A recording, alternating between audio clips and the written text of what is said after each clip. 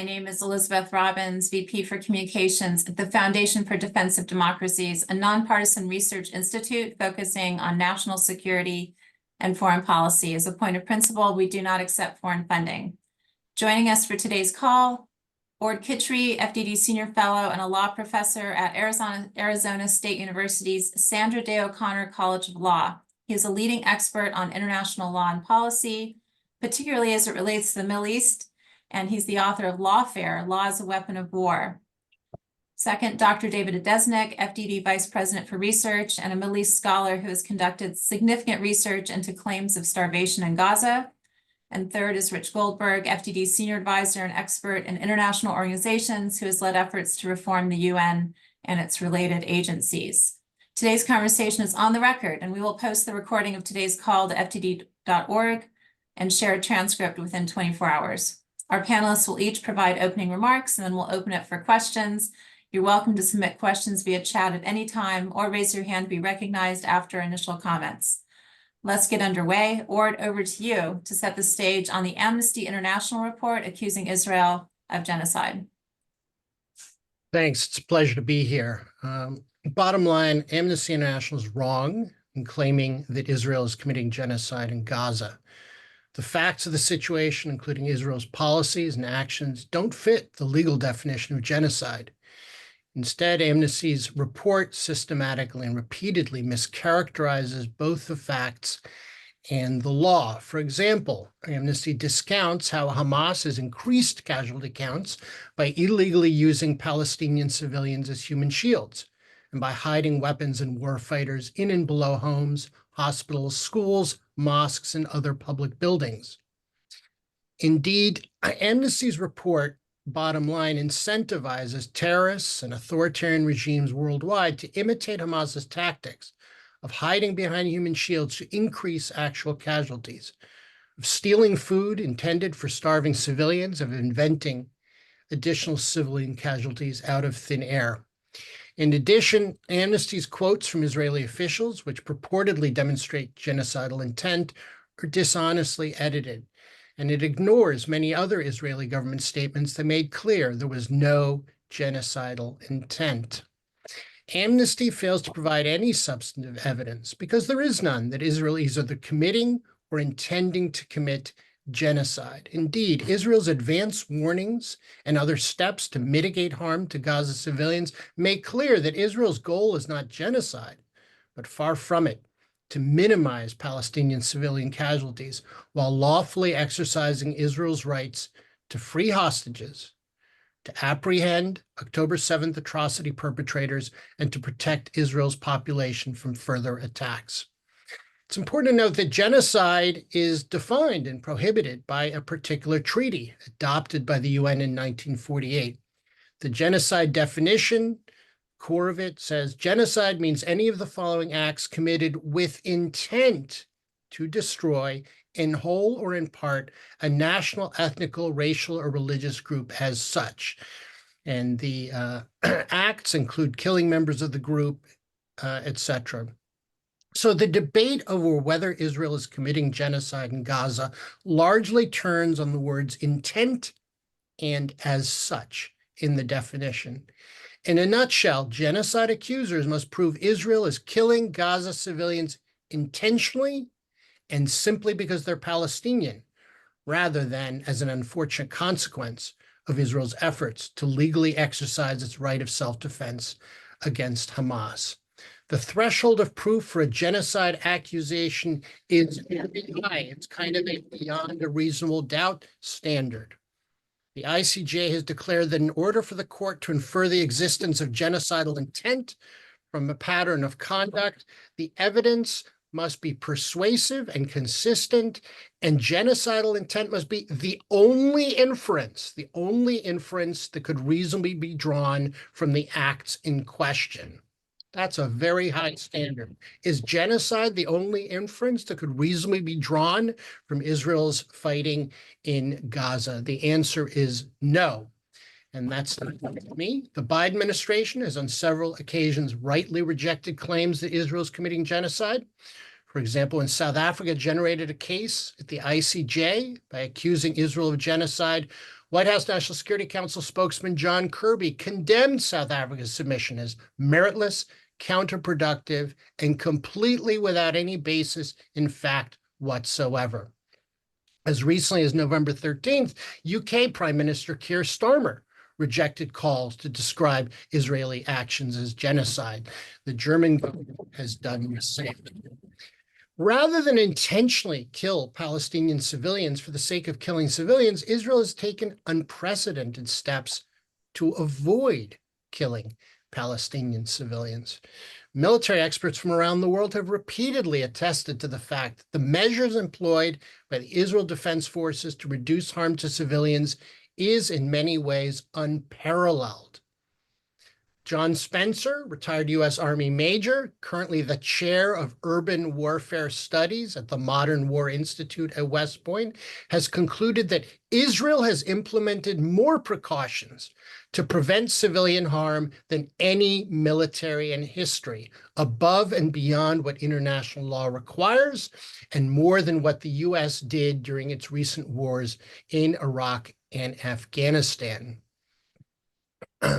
11 retired senior military officers and top legal experts from 7 different nations recently concluded, "We do not believe the evidence of actual operational practice in any way corroborates the accusation of policies to intentionally attack civilians." 7 former prosecutors of Nazi war crimes recently said, "Israel has in fact done more than any other military has ever done to minimize civilian casualties during large-scale urban warfare, even sacrificing the lives of many of its own soldiers in the process." Indeed, Israel has done more to reduce harm to Palestinian civilians than Hamas itself has done to reduce harm to Palestinian civilians. It's Hamas that refuses to end the war by releasing the hostages. It's Hamas that has deliberately built tunnels underneath civilian areas and turned hospitals and schools into military targets.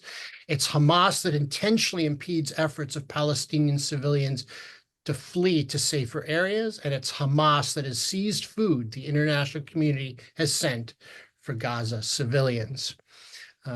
David Adesnik will talk more about Amnesty International's false claims that Israel's attacks on Hamas are designed to starve Gaza civilians.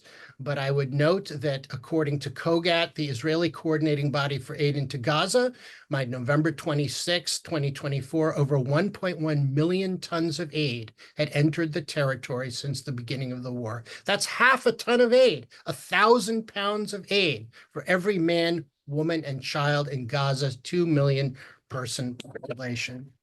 Let's think about what real genocide looks like. The Hamas charge calls for the killing of every Jew worldwide. On October 7th, Hamas forces entered Israel and brutally killed or took hostage every man, woman, or child they could find. Israel has the military capacity to obliterate them, but it's not doing that. It's painstakingly battling Hamas as Hamas hides behind human shields until such time as Hamas releases the hostages. It's, of course, entirely appropriate to criticize the Israeli government for its conduct of the war. Every military, including the US's, has made mistakes in war, has had individual soldiers lose their tempers and commit war crimes, and so forth. But the accusation that Israel is committing genocide is outrageous and entirely unsupported by the facts and law. Thanks, Orde, for those insights. Over to you, David, to focus on the starvation component of the charges. Yeah, thank you, Beth. Thank you, Orde. So it's interesting, if you also look at the ICC's criminal charges, their summary in the warrant, almost 3/4 of their word count is dedicated to claiming that Israel engaged in deliberate starvation.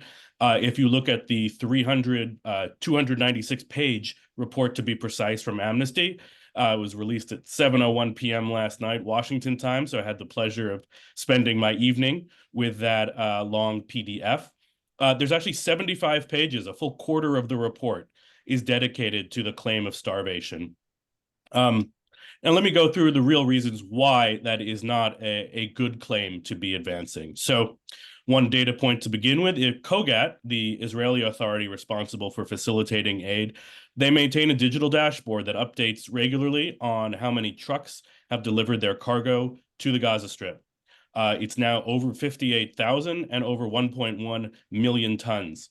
So how is it that a country could both be engaging in genocide and sending a tremendous, or facilitating, it's not Israeli aid, it's facilitating aid from others going into the Gaza Strip?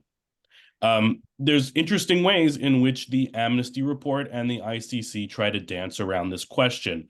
One is to say, well, perhaps that's not enough. Perhaps the need is even greater, and that was only a drop, and you can still claim all kinds of obstruction. And on minor points, you could say, well, there's too many bureaucratic requirements. There's too many items that Israel claims are dual use, have a military use in addition to a civilian use. And that's why I really want to turn to one of the authoritative sources on this issue, which is the Integrated Food Security Phase Classification, a long and complicated name. They shorten it to IPC. It is the famine monitor set up around 20 years ago to basically provide a more systematic take on many of the crises around the world. We all know that the plural of anecdotes is not data. And so you can obviously find terrible instances happening in many, many cases.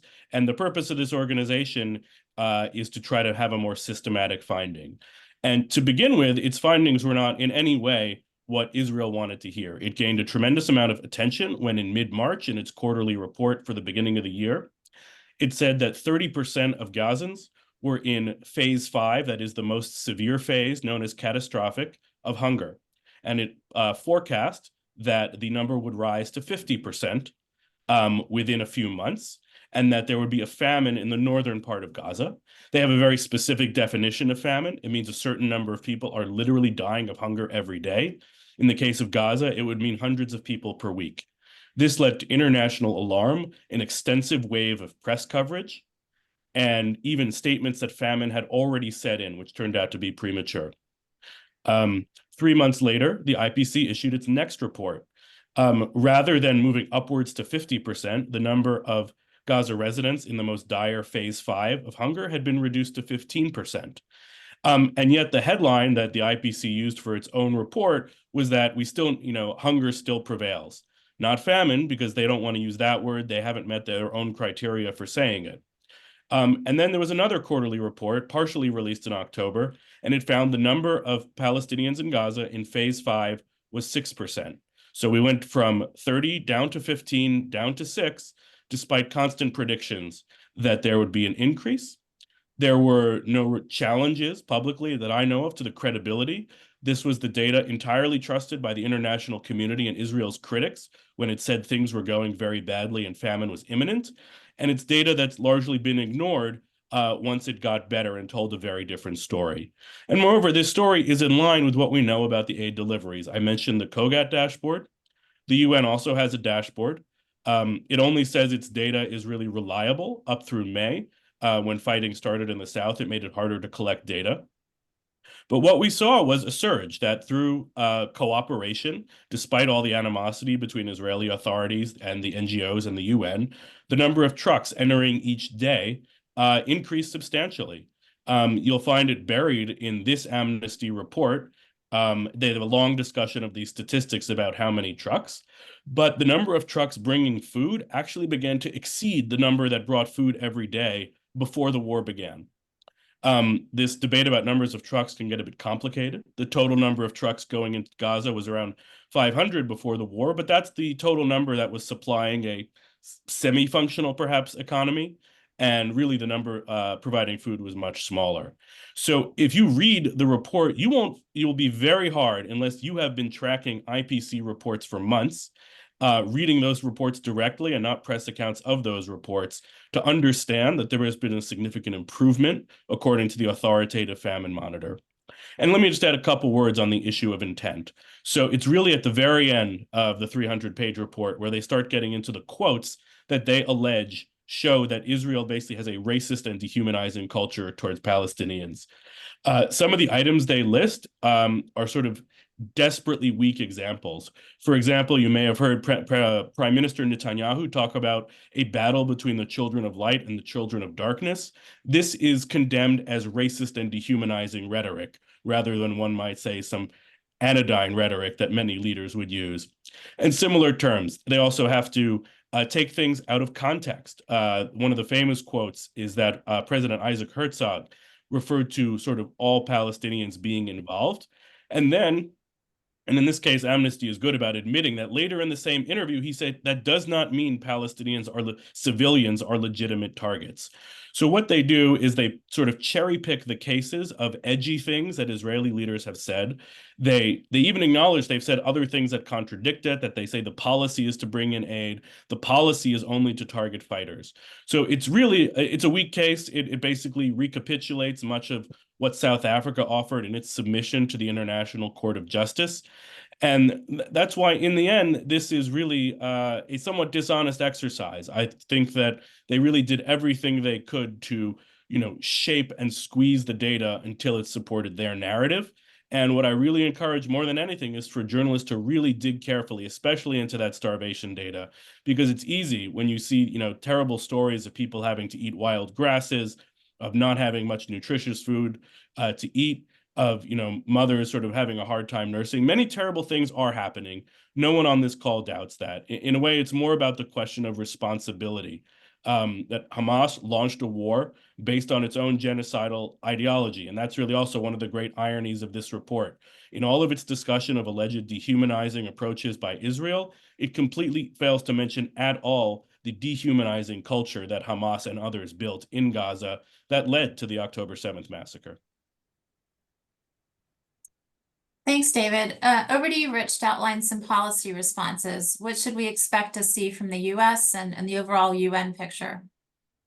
Yeah, I want to sort of separate out, because I think we've sort of dissected some charges that are coming out again now from an NGO here.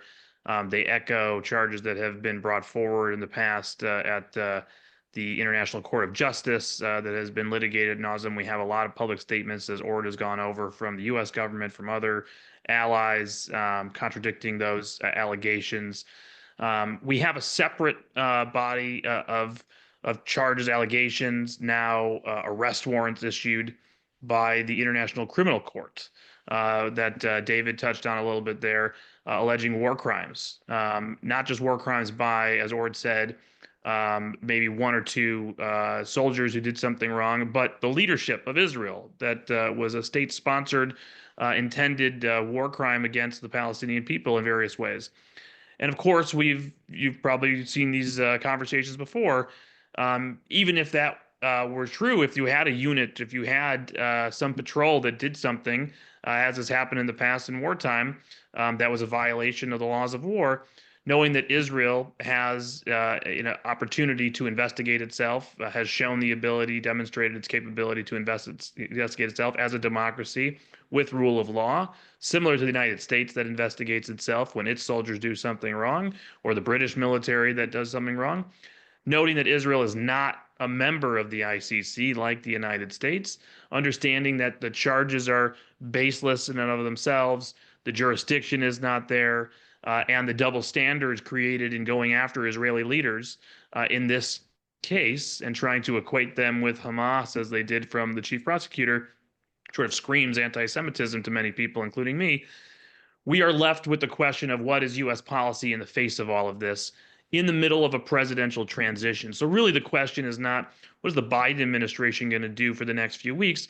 I think people's question is, what is the Trump administration going to do January 20th going forward? And we're getting some signals out of the future National Security Advisor, Congressman Mike Waltz, in his public comments, the incoming Senate Majority Leader, Senator Thune, in his comments. We know there has been in the past an executive order during the last year of the Trump administration in 2020, targeting officials of the ICC for the investigations at that point of Americans for alleged war crimes in Afghanistan, and of Israeli officials as well.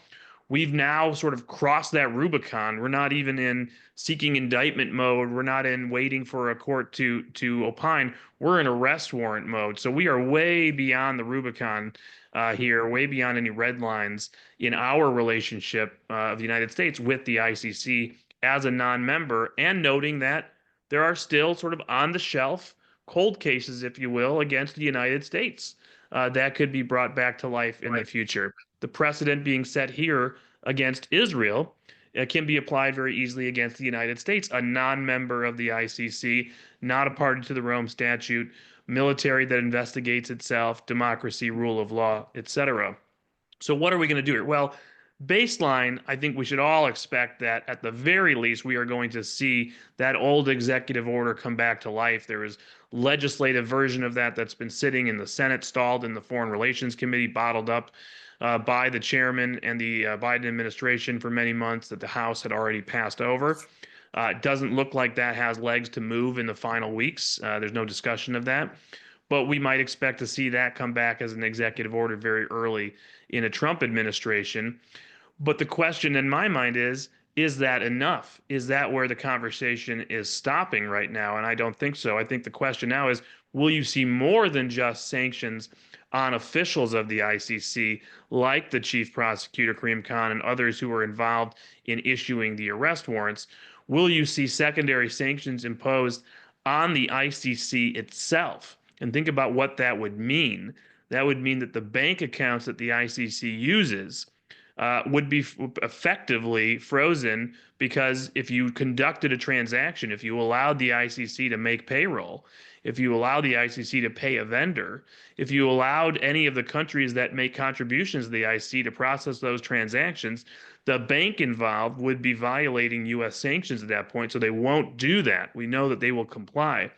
That could potentially halt the operations of the ICC very quickly. If I was an employee of the ICC, I'd be getting my resume on the street right now, because you're probably going to need an income source in just a couple of months potentially. And then the other question is, what are we going to do with our allies that are supporters of the ICC? What does it mean that Japan, one of our closest allies in the world right now, where when we think about our grand strategy and the threats we face in the Indo-Pacific, and the strategic relationship of the United States and Japan, that Japan would be the #1 donor to the ICC, allowing this to happen right now, when that means that not only is Israel threatened, but Americans are threatened. The blanket of security that covers Japan is under threat potentially from this body that Japan is funding. The Japanese need to get their house in order right now, because when you look at their work on the Security Council this year, not being helpful to U.S. interests, aligning with the pro-Hamas forces. You look at their support for the ICC, you look at their support for UNRWA in the face of all the allegations we now see in front of us, the evidence of terror support, and the Trump administration obviously going to be coming at UNRWA pretty hard. Japan has a lot of explaining to do, and I think this is going to be a serious bilateral issue between the United States and Japan early on. We have much bigger fish to fry, so to speak, in the world today. I don't want the relationship between Tokyo and Washington bogged down over some silly kangaroo court that shouldn't exist at this moment, like the ICC, that has completely overextended its jurisdiction, is now a threat from a lawfare perspective to the United States and Western democracy. We should be focused on what really matters to our alliance right now, like China, like North Korea. That's where we need to focus. And so I think those conversations are going to be tough ones that need to happen very early on. But this also applies to Germany. It applies to the United Kingdom. It applies to France and Italy and Canada, other major members, donors, supporters of the ICC, NATO members who are asking the United States for major military commitments and support at a critical moment in European security. And so I think all these questions need to get ironed out and will be ironed out. Now, should any of these countries actually attempt to enforce the warrants? There obviously are different tools the United States has at its disposal. But there's a law going back over 20 years. Some people call it the Hague Invasion Act, sort of authorizes the president to whatever he wants to do, basically, to stop the arrest pursuant to an ICC warrant of an American or a like ally, which would include the Israeli officials in question. Now, that doesn't necessarily mean military force. I mean, it could, but I think we're thinking in these terms: sanctions, tariffs, other tools of political, economic, diplomatic isolation and consequence. And those could be real. We've seen the president president-elect not hesitate to use the threat of tariffs in a foreign policy and national security construct, in addition to the use of sanctions. So I think all of these countries need to get very smart right now on what they really care about, what their priorities are. Is it the ICC, a kangaroo court that has way overextended itself in jurisdiction, or is it the security commitments of the United States and our close allies? You can't be trying to undermine a close democratic ally on the frontier of fighting our mutual enemies in one region and claim to be a close ally of the United States, asking for our help to fight that same axis in another region. It doesn't make sense. If our allies believe in this new CRINC dynamic of China and Russia, Iran and North Korea working together in a global axis, which I subscribe to and believe is happening, why would you be attacking Israel that's on the frontier of one of those fronts of that axis? Doesn't make sense. It shouldn't be happening. You're undermining our security. They're undermining their own security long-term by doing this. The UN, as you mentioned, and I'll close with this or wrap it up, I think we're going to be seeing a big reset button hit, obviously, when Elise Stefanik enters Turtle Bay. It's going to be very much a new day. I think that you will see something where the United States starts going on offense against its adversaries at the Security Council, using its power to convene an agenda setting to really push issues of the day to the forefront. I think you'll start seeing, instead of just waiting back for our adversaries to put forward a hostile resolution for us to have to negotiate over or compromise or water down our own interest, simply saying, you put forward a resolution we don't like, we're vetoing it. We don't mind vetoing. The Russians don't mind vetoing. The Chinese don't mind vetoing. We're not going to feel bad about vetoing anymore. It's not a bad word. Come at our interests, come at our allies, we're vetoing. But here's what we're going to do. We're going to start putting forward resolutions that start driving a wedge in your access, that tell our allies we're going on the record now on key issues. Is Hamas a terrorist organization? You know, the UN has never said it is. It's not, according to the UN. I would love to see a Security Council resolution declaring them a terrorist organization, and see where the votes fall in the Security Council on that. Make China and Russia veto that resolution. That's an example of the kind of offense I think you're going to start seeing. Obviously, policies towards UNRWA, the World Health Organization, which has a standing agenda item, which is to attack Israel, the Human Rights Council, which the U.S. had already decided not to run for re-election to. I think you'll see a hostile relationship there, which is absolutely called for, given not just their anti-Israel bias, but the anti-American bias and obviously pro-China bias that you see there, and other organizations through the UN system. There's a lot of work to be done here, a lot of anti-Semitism that has revealed itself very publicly since October 7th. It's not just systemic bias against Israel, it's systemic anti-Semitism within the institution. But remember, as we saw just in the votes in the last 24, 48 hours on Golan Heights, you know, with chaos between Islamic radicals and Iran Shia extremists all fighting each other, and the UN wants to take a vote on the fact that Israel is still occupying the Golan Heights and should withdraw in the middle of that chaos. I mean, are you kidding me? Does that even make sense? And U.S. allies either vote for that or abstain. It's time to remember that the UN General Assembly isn't just this monolithic institution. It's also a sum of its parts, and its parts are UN member states. And a lot of them are U.S. allies and partners and foreign aid recipients. And it's time to start having a report card and going to capitals at a very high level saying, this is disconnected. We're holding you accountable. You can't just go to the UN and hold a position against our interest while you take our security blanket, you take our money, you take our alliance for granted. That's not going to happen anymore. And I think that's going to be a major part of the change. Thanks, Rich. We'll now move into Q&A. As a reminder, journalists can ask a question by either typing it into chat or utilizing the raised hand feature. While we wait, I'll kick us off with a question. Or David spoke about the misuse of the term starvation. Could you walk us through the term genocide a bit more? How is this word understood by the international community, and has Amnesty International used that common definition, or is it holding Israel to a different standard or a double standard? Sure. So the genocide definition there's a very particular definition. It's set forth by a treaty adopted by the UN in 1948, which is titled the Convention on the Prevention and Punishment of the Crime of Genocide. The genocide definition includes a couple of key words: intent and as such. The genocide definition: genocide means any of the following acts committed with intent to destroy, or in whole or in part, a national, ethnical, racial, or religious group as such. So the debate over whether Israel is committing genocide in Gaza largely turns on the words intent and as such in the definition.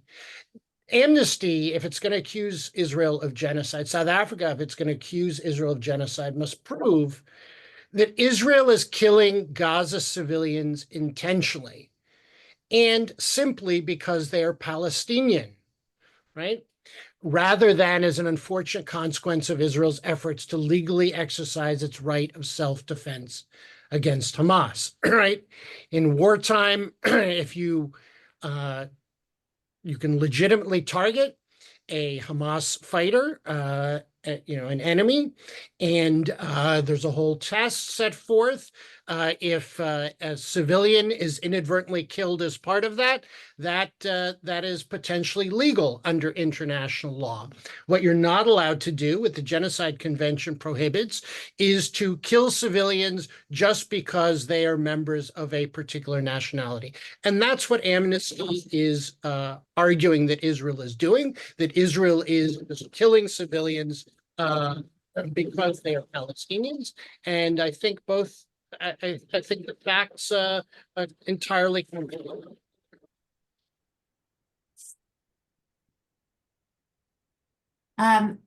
Thanks, Orde.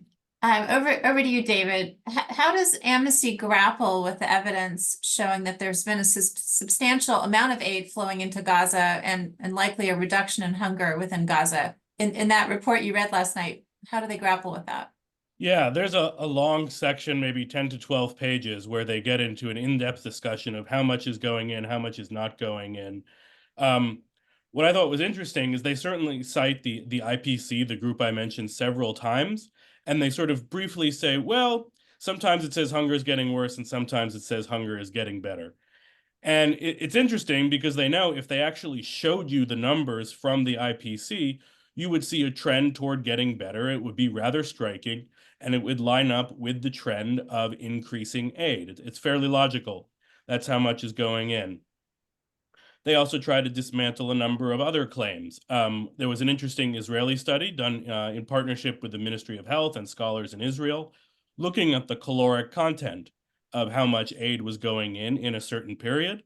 And it seemed that for that period under question, it was actually around 3,000 calories a day per person. Now, they couldn't assume that those were getting to the people in need. We obviously know the problem of looting. But the Amnesty report also tried to downplay that by suggesting it didn't look at the worst period in the war. But in a way, that's exactly the point. When there was the worst period and there was the greatest concern about famine, that is precisely when Israel stepped up its efforts to facilitate the entry of aid. So in other words, it has been behaving in exactly the opposite way of what you would expect from a power supposedly interested in committing genocide. Let me also add a word on double standards, something that has come up. So when we got wind that this report would be coming out, I wanted to see in what other cases does Amnesty believe that genocide is taking place? Is it with regard to Xinjiang in Western China, where there's a mass sterilization campaign and a mass internment campaign? Going through dozens and dozens of publications, I could not find an affirmative statement that genocide was taking place in Xinjiang, even though the US government has said that under both the Trump and Biden administrations. What about in Myanmar, where there's been tremendous abuses against the Rohingya group? So Amnesty notes that the US has claimed this is genocide, and it seemed to be welcoming of this fact, but it also didn't dedicate a report to that subject. Interestingly, the UN's own special advisor on genocide has repeatedly sounded the warning bell on current efforts in Sudan. It's not to be confused with earlier genocides in Sudan, but once again, there's one potentially underway. And what happened, rather than really heeding that, the UN promptly decided not to renew the special advisor's contract, because it seems she refused to label what's going on in Gaza a genocide. You could see her name is Alice Nderitu. She's from Kenya. You can look at her statements on Gaza. She expresses tremendous sympathy with the people of Gaza. She expresses concern for war crimes, but there's a deafening silence. She does not suggest even at all that there is a hint of a risk of genocide, because she doesn't see that as the Israeli intention. And, if you look at, really, there's been hundreds of pages of worth of Amnesty publications on Israel. They've actually been hinting for quite a while that they were going to come to this genocide finding. And, one of the things I found most interesting is they often talk about they're going to show this dehumanizing sort of racist culture in Israel. And I could not find a single report among the around 80 to 90 they've released since October 7th examining the dehumanizing racist rhetoric of Hamas. And it's not hard to find. We're all familiar with the famous quote from Hamas official Ghazi Hamad that we're going to do October 7th again and again and again until we win. And he's not an outlier. There's a long string of Hamas officials endorsing October 7th as the beginning of their project. They will often add a less than credible denial that there were any civilians killed on that day. But, it's pretty clear when you endorse October 7th, you are endorsing a genocidal approach to your project. And yet, despite the evidence that it's the other side, which has genocidal intentions, Amnesty manufactures the case that that Israel is the one that's guilty.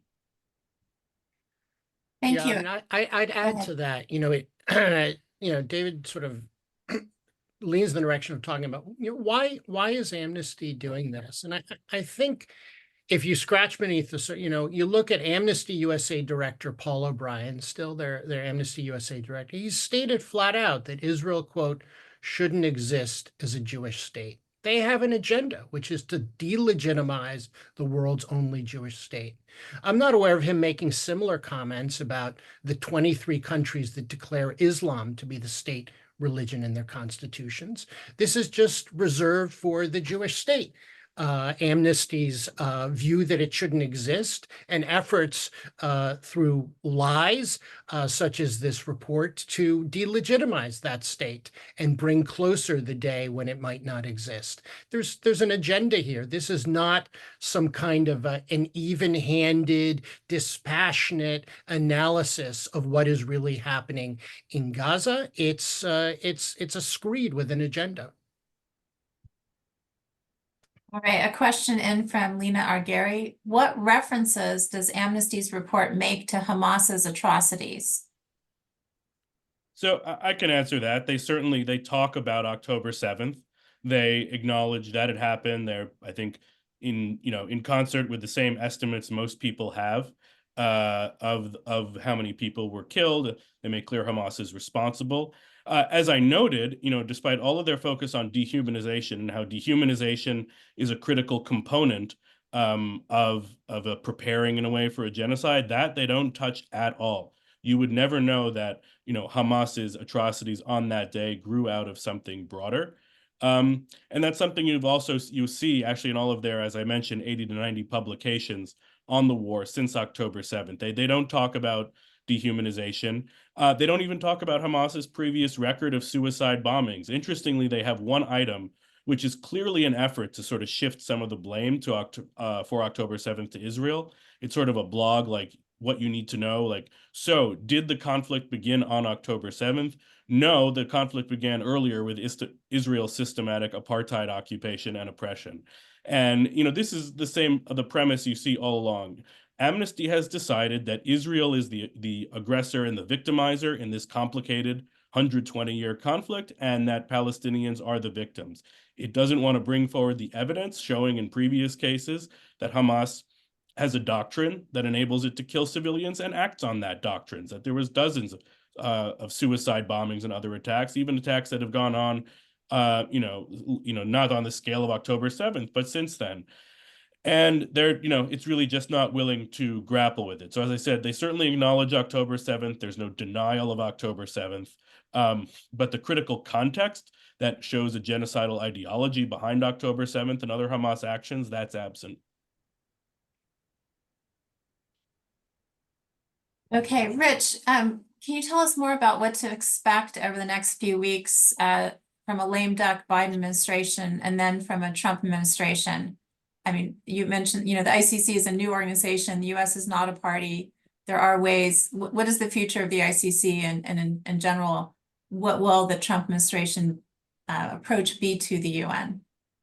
Yeah, I'll actually talk a little more on the lame duck side because I think I probably gave a lot of sort of the preview of Trump on ICC, Trump on UN with Ambassador Stefanik. We can talk more about it if anybody has follow-up questions there. We do still have a lame duck period, and I do think that there is anxiety, not misplaced, that something could still happen in the lame duck that would be an attempt to tie the incoming administration's hands, at least in international law. It's not without precedent. The Obama administration did this on their way out of office in 2016. We remember with the UN Security Council resolution that declared all of the supposed occupied territories that would include the settlements in the West Bank, Judea and Samaria, East Jerusalem, which would also include the Western Wall and other holy sites of Jews, Christians, others, to be illegal under international law. Now, obviously, this did not actually constrain the policies of the Trump administration. If you look at the record, U.S. policy in many ways ignored that Security Council resolution and operated on its own policy basis, saying that in fact, those settlements were not inherently illegal under international law. Now, the Biden administration has brought that definition, that memo, back into policy, so it's aligned with that Security Council resolution today.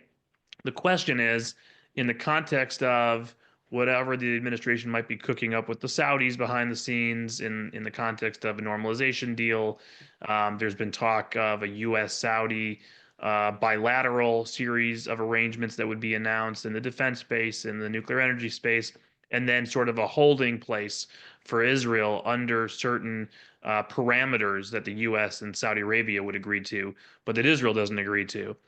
Could that be codified at the Security Council, which could in fact be adverse to normalization and make it more challenging to get normalization down the road between Saudi Arabia and Israel, even though some would say that's meant to put pressure on Israel to make concessions to the Palestinians to make that normalization possible. Might you see some sort of codification of the executive order that exists today on West Bank, supposed West Bank extremists or settler extremists that we have seen? In truth, we have seen this grow from very limited sanctions on a couple of bad apples in Israeli society to now organizations, individuals, nonprofits, companies now being targeted, and an architecture really of sanctions against Israel and Israelis for having a presence over the Green Line in the West Bank and East Jerusalem. In truth, this is the architecture, the building blocks of a BDS campaign within the U.S. government that's sponsored. There's financial warnings put out by the Treasury Department for banks. Don't process transactions that are coming out of the West Bank. You don't know if they might be connected to West Bank extremism, et cetera. So I expect that executive order will be rescinded, perhaps day one on January 20th by the incoming Trump administration. Might this administration try to lock in something for the future, knowing that that EO will be rescinded with a Security Council resolution, or will other actors try to do that and the U.S. might think about abstaining?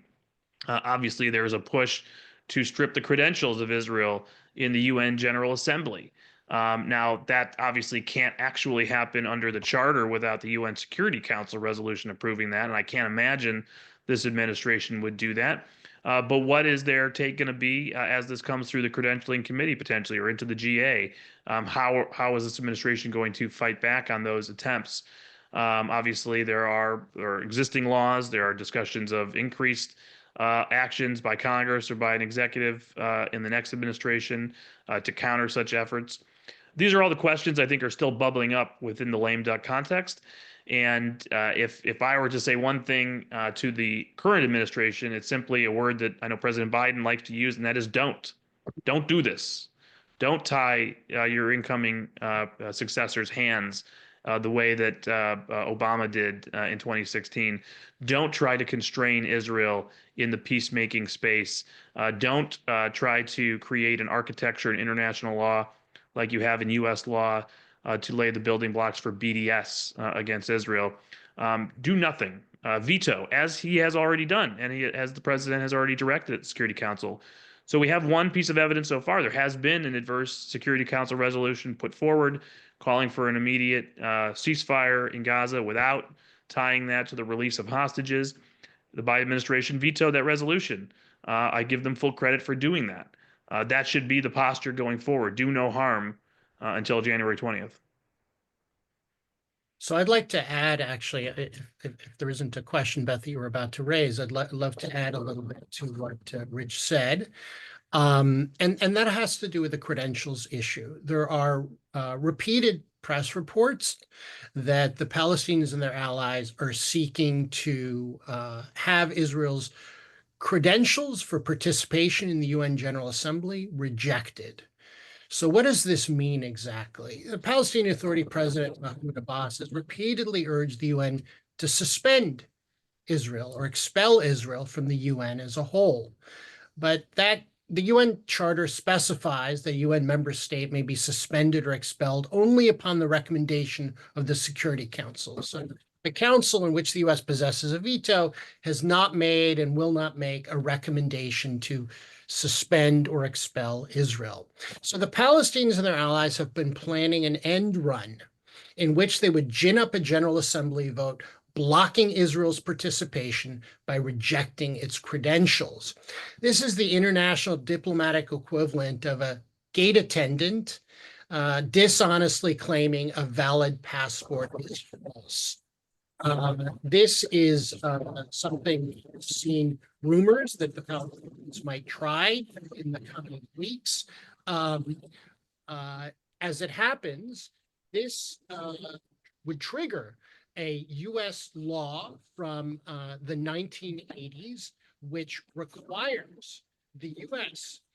In these circumstances to suspend its own participation in the UN organ or agency that suspends Israel's credentials, and also reduce its annual contribution to the UN by 8.34% per month until the US reaches zero.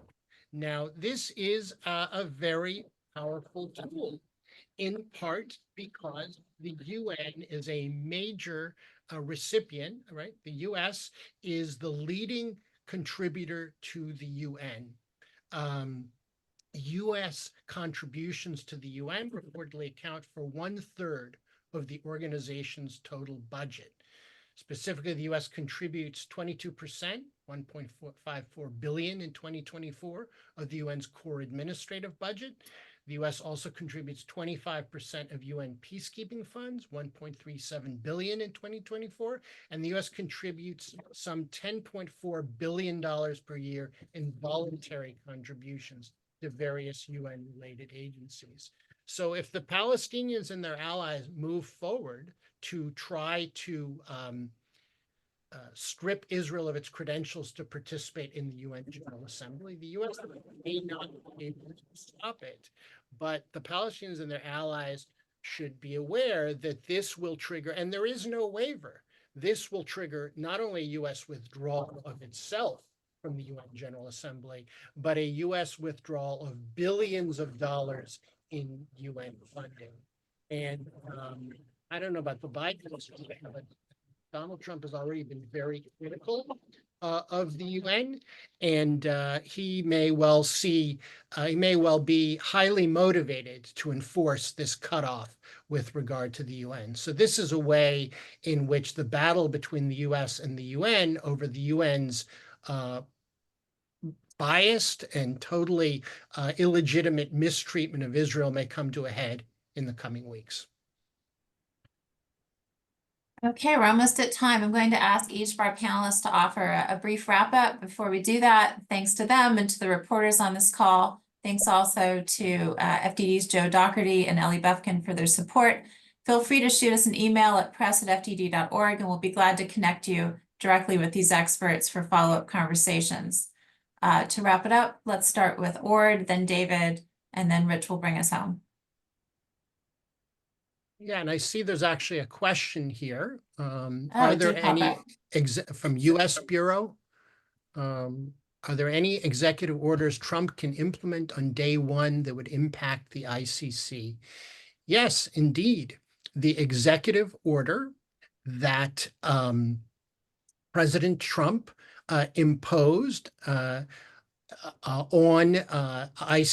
previous ICC prosecutor Fatou Bensouda and one of her aides.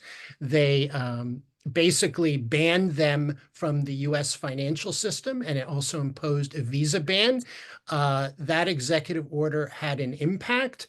Reuters reported that Fatou Bensouda, all of a sudden, she was unable to use her credit cards. And if I recall correctly, her mortgage was frozen. This is an executive order that the Trump administration could resurrect and impose on ICC prosecutor Karim Khan and his top aides that have been involved in the arrest warrants against Israeli officials. This does not require legislation. The president already has authority to do this under the International Emergency Economic Powers Act. It's worth noting that it would be easy to resurrect that previous executive order. It had been canceled by Biden, but you can resurrect it within minutes of the president being sworn in on January 20th. All right, thanks. Barring any other questions, we'll go back to you, Orde, for some follow-up, and then we'll end with David and then Rich. Yeah, thanks. So my bottom line is that it's, of course, entirely appropriate to criticize the Israeli government for its conduct of the war. Every military, including the US's, has made mistakes in war, had individual soldiers lose their tempers and commit war crimes, and so forth. Individual soldiers, who lose their tempers and commit war crimes should be held accountable. And in fact, the International Criminal Court, by its statute, defers to countries. There's a policy of complementarity, defers to, if it's a country like the US or Israel, first of all, if it's not a member, then the ICC shouldn't be prosecuting their leaders. But second of all, even if they were members, if it's a country that has a robust system for holding violators accountable, then the ICC is required by its own statute to butt out. The ICC needs to do that with regard to these warrants against Israel. And meanwhile, circling back to Amnesty International's accusation that Israel is committing genocide, it's really outrageous and entirely unsupported by the facts and law. I'll go next. And I think what this comes down to is double standards and bad evidence. I spoke in more detail before about how there's a double standard both in terms of treatment Israel vis-a-vis Hamas and in terms of Amnesty not making findings of genocide in other cases. And in terms of bad evidence, I think it's important for people to read as much as they can of this long report with a critical eye. As a heavy brick on your desk, it seems very impressive. It's well designed, it's well written, it's argued with confidence, it's argued with force. And yet all of that can hide the fact that it's based on flimsy evidence of any intent to commit genocide, flimsy evidence that actions related to aid amount to any kind of genocide, and flimsy on other points I would go into in greater detail with more time. I would say don't be fooled by the impressive package. What's inside is very, very disappointing.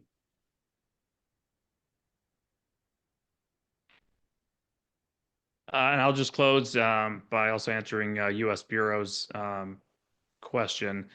I would recommend day one, an executive order be ready for President Trump to authorize and impose sanctions on all ICC officials involved in issuing these arrest warrants, but also on the ICC itself as an institution. I would attempt to grind the institution to a halt operationally and financially. The bank accounts that the ICC uses would effectively no longer be accessible to them. Service providers would have to cut off service. I think there is an opportunity here to grind it to a halt. And then for any U.S. ally that is a top donor to the ICC, Japan, number one, of course, and then Germany, the UK, France, on down, serious diplomatic conversations about choosing right now between the United States and our security framework in the world and the adversaries of democracy, those that stand against the US-led security framework, whether that be in the Middle East with our close ally Israel or other places in the world as well. And so I think that's a tough conversation ahead with Tokyo, Berlin, London, Paris, Ottawa, and others. We'll end it there, precisely on time. Thanks again to our panelists, Orde Kittrie, David Adesnik, and Rich Goldberg. This concludes today's call.